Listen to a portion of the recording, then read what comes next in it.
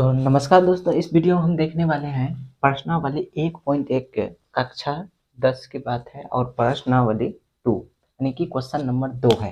ठीक है, तो इसमें हम क्या देखने वाले हैं, क्या कह रहे हैं कि दर्शाइए कि कोई धनात्मक विषम पूर्णांक 6q+1 या 6q+3 या 6q+5 के रूप में होता है।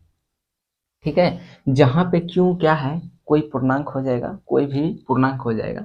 तो सबसे पहले हम इसको बनाने से पहले थोड़ा सा पीछे जाते हैं। पूर्णांक होता क्या है, कितनों को पता होगा, कितनों को नहीं पता होगा। तो पूर्णांक एक जो होता है, यहाँ पे समझ जाइए, बचपन में आप पढ़े होंगे। तो यहाँ पे देखिए ये क्या होता है, -1 -2, इधर 1 2 3, इस तरह से इधर बढ़ता है और इधर बढ़ता है। ये पूरे सिस्टम को ही हम क्या बोलते हैं, पूर्णांक बोलते हैं। तो माइनस वाला को हम बोलते हैं ऋणात्मक। ठीक है, ऋणात्मक बोलते हैं, और जो प्लस वाला है उसको धनात्मक बोलते हैं। ठीक है, उसे क्या बोलते हैं, धनात्मक। जो माइनस में आता है उसे हम ऋणात्मक, जो प्लस में आता है उसे धनात्मक बोलते हैं। थोड़ा सा पीछे गए हैं, ये बहुत ही फायदा होगा। तो माइनस में जो आया, अब इसमें भी हमको ये चीज निकालना है, विषम संख्या निकालना है, विषम।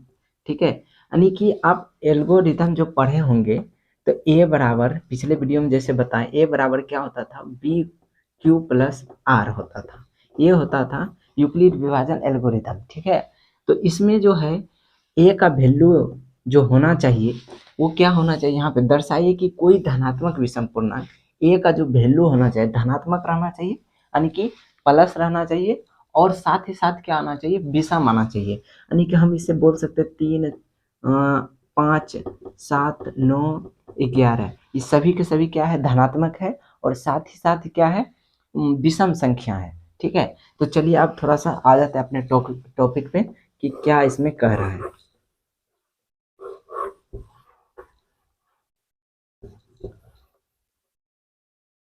अब देखिए, यहाँ पे दर्शाना है कि कोई धनात्मक विषम पूर्णांक इतना के रूप में है क्या, है या नहीं। तो माना, पहले यहाँ से हल शुरू होता है। ठीक है, ठीक है, तो पहला स्टेप में क्या करना, माना कि ए कोई धनात्मक विषम पूर्णांक है, ये मान लिए। और हमको सिद्ध क्या करना है, यानी दर्शाना क्या है, सिद्ध जो करना है आपको, वो करना है कि ए बराबर क्या रहना चाहिए, 6q+1 या 6q+3 या 6q+5। ठीक है, यानी कि ये बराबर इतना रहना चाहिए, इतना इतना, इस टाइप से रहना चाहिए। यही, इसी को हमको क्या करना है, सिद्ध करना है। तो अब क्या करते हैं, तो अब थोड़ा सा हम देखते हैं यूक्लिड विभाजन को। ठीक है, यूक्लिड विभाजन एल्गोरिदम। ठीक है, यूक्लिड विभाजन एल्गोरिदम से, तो ये होता क्या है इसमें, यूक्लिड विभाजन एल्गोरिदम, ये क्या होते हैं, यहाँ आप लिख देते हैं ए बराबर BQ+R, जहाँ पे R जो रहता है वो क्या रहता है, 0 के बराबर हो सकते हैं या 0 से बड़ा। R का वैल्यू जो होगा, इसका कहने का मतलब क्या हुआ, जो R है यानी कि शेषफल, पिछले वीडियो में जैसे बताए थे, जो R है, ये R का वैल्यू 0 भी हो सकता है और उससे बड़ा भी हो सकता है। और ये जो B है, बी जो है, ये हमेशा R से बड़ा होता है। ये होते हैं यूक्लिड विभाजन एल्गोरिदम। ठीक है, जिसमें कि बी का वैल्यू यहाँ पर देखें तो सब में 6 आ रहा है, ये क्यू हो गया। ठीक है, ये भी क्यू हो गया। और यहाँ पे मान लेते हैं कि अगर, ठीक है, यहाँ पे बी बराबर क्या दे दिए, बी बराबर 6। ठीक है, और आर बराबर क्या आ सकते हैं, ध्यान से देखिएगा, समझ में आ जाएगा तुरंत। बी बराबर यहाँ पे अगर इसको देखते हैं 6q+1 है, यानी कि यहाँ पर आप समझिए, तो यहाँ पे 6q+1 दिया हुआ है, यानी ए को ऐसे मानते हैं, इस जगह पे क्या आएगा, BQ+R, इस टाइप से आएगा। तो यहाँ पे सब में क्या है, बी, तो बी का वैल्यू कितना आ गया, 6 आ गया। ठीक है, तो तो आर का मान क्या रखना है, तो आर यहाँ पे हमको पता चल रहा है जो बी है, ये बी आर, बी हमेशा बड़ा रहता है आर से, तो इसका मतलब है जो भी आर का वैल्यू आएगा, मान जो भी आएगा वो हमेशा 6 से क्या आएगा, कम आएगा। इससे ज़्यादा क्यों ना आएगा, क्योंकि इससे ज़्यादा होता ही नहीं। तो 6 से कम क्या क्या आ सकता है, तो 0 आ सकता है, 1 आ सकता है, 2 आ सकता है, 3 आ सकता है, 4 आ सकता है, 5 आ सकता है। ये 6 से कम हुआ, तो ये हुआ आर का वैल्यू। अब देखते हैं यदि, ठीक है, यदि आर बराबर हम 0 रखते हैं तो ये क्या हो जाते हैं, ए बराबर क्या हो जाते हैं, 6q प्लस 0। ठीक है, यदि आर बराबर 1 रखते हैं तो ए बराबर क्या आ जाते हैं, 6q प्लस 1।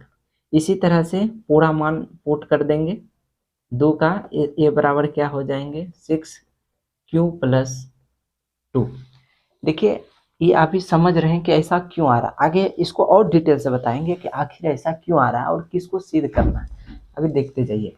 तो आर बराबर अगर हम 3 मानेंगे, ठीक है, तो ए का जो वैल्यू होगा वो क्या हो जाएगा, 6q प्लस 3, और ये हो जाएंगे 4, ए बराबर 6q प्लस 4, आर बराबर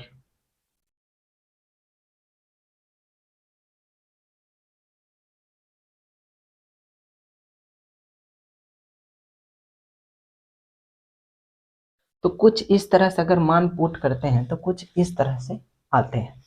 अब यहाँ पे ध्यान से देखिएगा, तो इसमें हमको सिद्ध क्या करना है कि हमको ये करना है कि क्यों का जो वैल्यू है, क्या क्या दर्शाइए कि कोई, यहाँ पे देखिए ध्यान से, दर्शाइए कि कोई धनात्मक विषम पूर्णांक इसके रूप के जैसा होगा या नहीं होगा।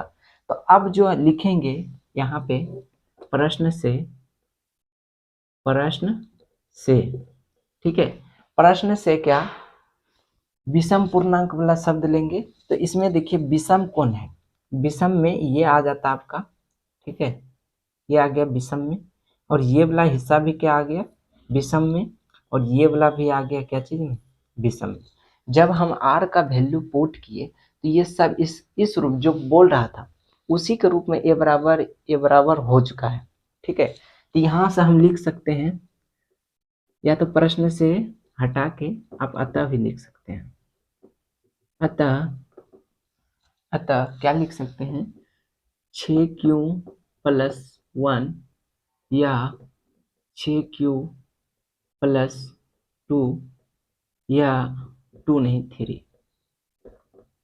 3 या 6q प्लस 5। ठीक है, ये क्या आ सकते हैं, धनात्मक विषम, धनात्मक विषम पूर्णांक के रूप में होता है, रूप का होता है। ठीक है, अब ध्यान से एक बार फिर से बता देते हैं। कह रहा है दर्शाइए कि कोई धनात्मक विषम पूर्णांक 6q plus 1, 6q plus 3, 6q plus 5 के रूप में होता है या ना। तो इसमें हम क्या किए, तो सबसे पहले माना कि ए एक, तो माना कि ए कोई धनात्मक विषम पूर्णांक है, और सिद्ध क्या करना था, ए बराबर 6q प्लस 6q, इस जो बताए उसी टाइप से इसको सिद्ध करना था। अब यहाँ से क्या किया, यूक्लिड विभाजन एल्गोरिदम से, तो ये मेरा जो ये वाला होता है ये हिस्सा, ये क्या होता है, यूक्लिड विभाजन एल्गोरिदम। ठीक है, उसका इस्तेमाल करके जिसमें आर का वैल्यू पता चल गया और 6 का वैल्यू पता चल गया। तो अगर इसमें हम आर का वैल्यू बैठाते जाते हैं किसमें, यूक्लिड विभाजन एल्गोरिदम में, तो कुछ इस प्रकार से उसका मान आता है, जो कि सिद्ध करने जो कह रहा था उससे वो मैच कर गया। तो यही चीज हमको सिद्ध करने बोल रहा था। तो यहाँ पर हम लिख दिया था 6q plus 1, 6q plus 3, 6q plus 5 जो है धनात्मक विषम पूर्णांक के रूप का होता है। अब इसमें हमको जांच करना है क्या ये सही में ये होता है। ये तो यहाँ तक हो गया प्रूव्ड, ये यहाँ तक प्रूव्ड हो गया। लेकिन यहाँ से अब थोड़ा सा दिमाग लगा के हमको ये देखना है क्या रियल में ये ऐसा सही, मतलब ये सही है या गलत है। तो अगर मान के चलिए ए बराबर, इसमें से किसी को उठाते हैं, ए बराबर 6 क्या है 6 और q प्लस 3। तो यहाँ पर देखिए अगर q का वैल्यू हम कुछ भी रख लीजिए, ठीक है, मान लेते हैं अगर q का वैल्यू हम विषम में रखें, q का वैल्यू हम 1 रख दिए, ठीक है, q का वैल्यू हम कितना रख दिए 1, विषम संख्या रखना है। तो q का वैल्यू अगर हम 1 रख दिए, ठीक है, तो ये क्या आ जाएगा 6 एकम 6 यानी कि 9, ए का वैल्यू तब कितना आ जाता है 9 आ जाता है। तो यही चीज तो कह रहा था कि कोई धनात्मक विषम पूर्णांक आना चाहिए इसके बराबर। मान के चलिए अब q का वैल्यू हम कुछ भी रख सकते हैं, यहाँ पे मान लीजिए हम 3 रखते हैं, ठीक है, या 2 भी रखते हैं, जरूरी नहीं कि विषम ही 2 रखते हैं, तो ठीक है, तो 6 दूना 12 प्लस 3, तो हमेशा ये क्या आएंगे विषम आएंगे, ठीक है। मान के चलिए हम 3 रखेंगे, ठीक है, कुछ भी इसमें आप q का वैल्यू आप रखिएगा तो हमेशा a का मान जो आएगा वो विषम संख्या ही आएगा, ना कि सम संख्या, विषम ही संख्या आएगा। तो इससे पता चलता है कि ये जो हम अभी जो सिद्ध किए हैं वो सभी के सभी क्या है सही है। तो ये था प्रश्नावली 1.1 का क्वेश्चन नंबर 2, ठीक है। अगर वीडियो अच्छा लगता है तो सब्सक्राइब कर दें और साथ ही साथ बेल आइकन भी दबा दें और लाइक भी कर दें।